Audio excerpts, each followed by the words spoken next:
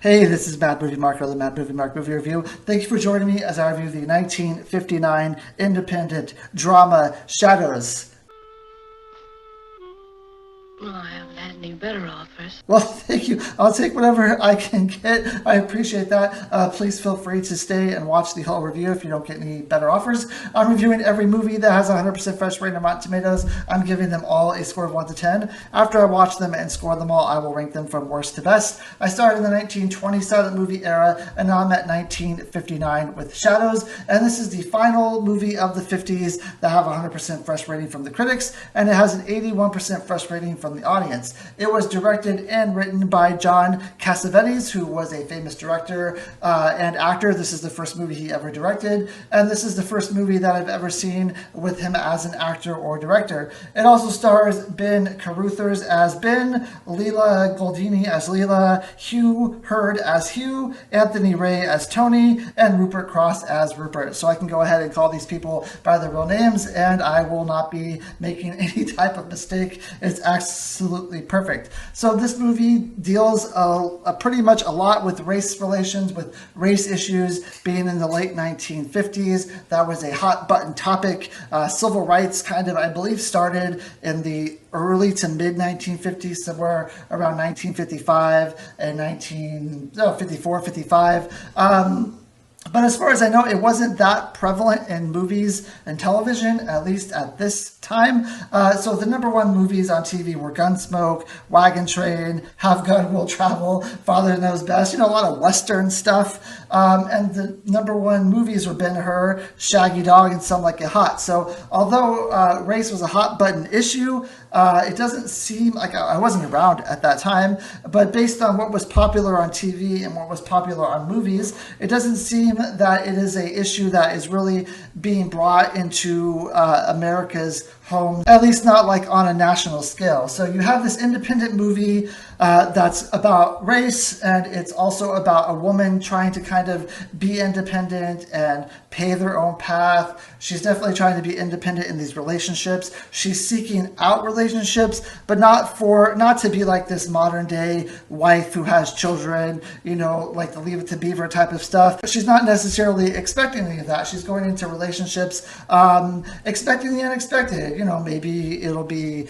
like a fling, or maybe it'll be something, but it's not the typical relationship, not the typical woman that you would see during this time. This is someone who wants to get out on her own and pave her own path and be her own person. So I think that this type of movie back then would have been a bit controversial, but also would have been a bit revolutionary. It would have been something that wasn't done all the time. So this movie is basically about three siblings. There's two brothers. One is a jazz musician trumpeter, and he's a bit of a loafer. He kind of just hangs out with his friends and isn't really getting that far in the industry, in the music industry. The other one is a singer who has a bit of an old style jazzy type of voice, and he's also finding it hard to get into this industry. There's a specific scene where they're going to allow him to sing, but in order to let him sing, he has to introduce this group of chorus girls, and he thinks that that's below him because he doesn't think that he should be announcing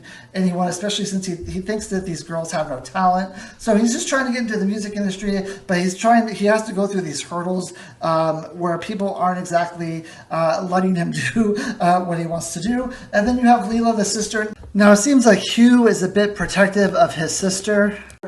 He doesn't believe that she's really been out in the world, that she really knows like how troubled the world is or how dangerous the world is. And he just wants to do what's best for her. I'm 20 years old and I've lived in this city all my life. I think I can manage. Yeah, and I know. Look, you don't know everything, and you're a baby. I mean, all you have to do is read the papers. A girl can't walk safely down the streets at night in any city without being hollered at and called named and pinched and abused. And I don't want my baby sister being hurt for a few pennies. Now, the main plot of this movie and the main sticking point of this movie is that Leela is African American, and so are her two brothers, but she is more fair, light-skinned African American. She ends up meeting this guy named Tony, and Tony falls in love with her. Hi, David. Am I interrupting something? Tony. Lady Carruthers. Tony Russell. Hello. Hello. I was just trying to convince Lady that Writers today have got to be realistic in their approach. What he's trying to say is he hates my writing. Oh, you be the judge. Tony, you be the judge. And she ends up losing his virginity to him. She's a bit disappointed by her first time losing her virginity, but she still pursues this relationship until one day Tony meets her two brothers. Now, Tony is completely taken aback. He's completely stricken by the fact that her two brothers are African American, as if he didn't know that she was African American because she was such light-skinned. So the first meeting that he has with these brothers is extremely awkward and very weird. He basically excuses himself and says he has something to do because he doesn't want to, it doesn't seem like he wants to be in a relationship with an African American woman. Now, Hugh gets wind of this right away and decides to kick Tony out of the house and says, we don't want your kind here. Basically, like, if you're going to be a racist, if you're going to act like this in front of us, we were perfectly nice to you, but you can just get out. We don't want to see you anymore. We don't want you to talk to her. We don't want you to have anything to do with her. Of course, honey. Lilia, I have an appointment. I have to go.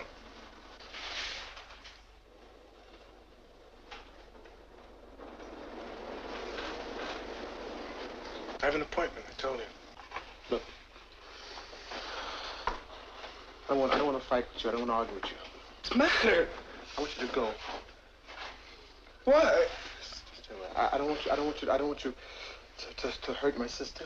I don't I don't want to hurt your sister. Look. Maybe I can make you understand what I want. No, yeah, I don't want to. So she ends up meeting another guy at a party, and she starts a relationship with this other guy. Now, on their first date, this other guy comes to her house and he's waiting for her, and she's basically taking her sweet time getting ready, and he's complaining. He says, come on, like, let's go. And she basically says, hey, like, you wanted to date me, you came on to me, you can wait for me, like, I'm worth the wait. So she basically takes charge here and says, hey, look, like, if you want to leave, go for it, like, but I'm worth your wait, and you're not going to find anything much better than me, but, you know, if you want to leave, leave. After all, don't you think you should bring a lady something when you beg to take her out? I can go back and get them if you want me to. No, just go make yourself comfortable. There's drinks in there. Go! Will Move. you be long? I'll be as long as I am. So he ends up talking to the two brothers. He's also a singer. He gives them some suggestions as to how the brothers should sing this certain song because he thinks they're singing it wrong. Eventually, she is ready. They go off to the party, and that's basically the entire movie. There's a scene at the end where I think it's Ben and a group of his friends ended up getting beaten up, but I don't understand why that's important, honestly. That's basically the movie. There's not a lot of plot in this movie. The movie's like an hour and 20 minutes long, so it's not that long. There's not a lot going on here. I think there's a lot under the surface when it comes to, like I said, when it comes to race and what this is actually saying about this time and what this movie is trying to say about, what's happening in the world, and especially if you compare it to the things that are popular. Now, I'm not going to lie. I didn't do a lot of research into like what was popular in 54, 55, 56. I just took like a couple of the top television shows, a couple of the top movies, and said, maybe this isn't something that's being talked about. It's not something that's Hollywood enough to put out there. It's not something that your everyday viewer of television or movies is going to see, and it's not something that maybe they're going to read or they're even going to know about. So I thought the underlying message of this movie I thought was really great, and at the end of the movie, something that's really fantastic at the end of this movie that I had no idea until I saw the end of this movie. It says that this was an improvisation. So I went back and kind of looked this up just to make sure that was correct. And it does look like actually that almost all the lines in this movie were improvised, which is actually pretty phenomenal. Except I will say that maybe there should have been a little more direction, maybe a little more scripting here, because it does lead to some meandering a little bit through parts of the movie, where it's an hour and 20 minutes long, but it doesn't seem like enough happens in that hour and 20 minutes. There's a lot of side conversations. There's this there's this conversation where the friends go to these statues and they start talking about like literature and about being in college and being in school and how they know what these statues mean. And it seems a lot like I Vitelloni, that movie that I watched, where it's just a bunch of people who are older, who are kind of the life that they're leading, the life that they're it just a random day that they're having. But it doesn't seem like it's as it makes as much sense. It doesn't seem that it's as structured as that movie. And although I think that improvising in a movie is fantastic, I would never be able to just go walk up to someone and start improvising lines for a movie. Even though I think that's phenomenal and that's fantastic and that's amazing, I really wish that there was some scripting here. If that's the case, if truly 100% of this movie is improvised, I wish that there was some scripting here, because it, like I said, it does meander a bit. And the characters, you don't really like care about the characters that much.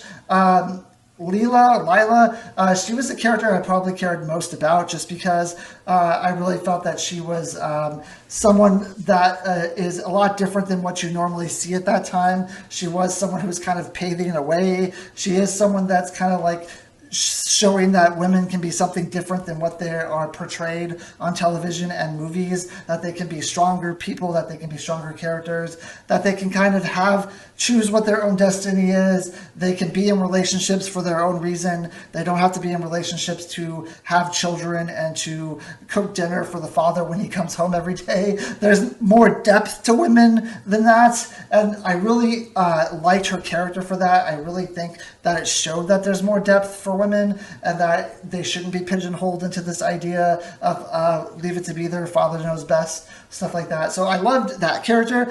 And then Hugh was also a redeemable character. He's a nice character because you can see that he really cares about people. You can see that he cares about his family, his job. He's just a good person, and he's just someone that the audience can like, really. But besides that, I really wasn't too into anyone else. I didn't really care about any other characters that were on screen. There's also like a manager of the band that at the end he kind of makes a decision that he might want to leave it. I didn't care about that really. Like, it didn't bother me. A lot of the characters are just there's not enough background for them. There's not enough for them to do. They're just kind of walking around doing nothing, really. But besides that, I thought this movie was really good, especially since it's improvised.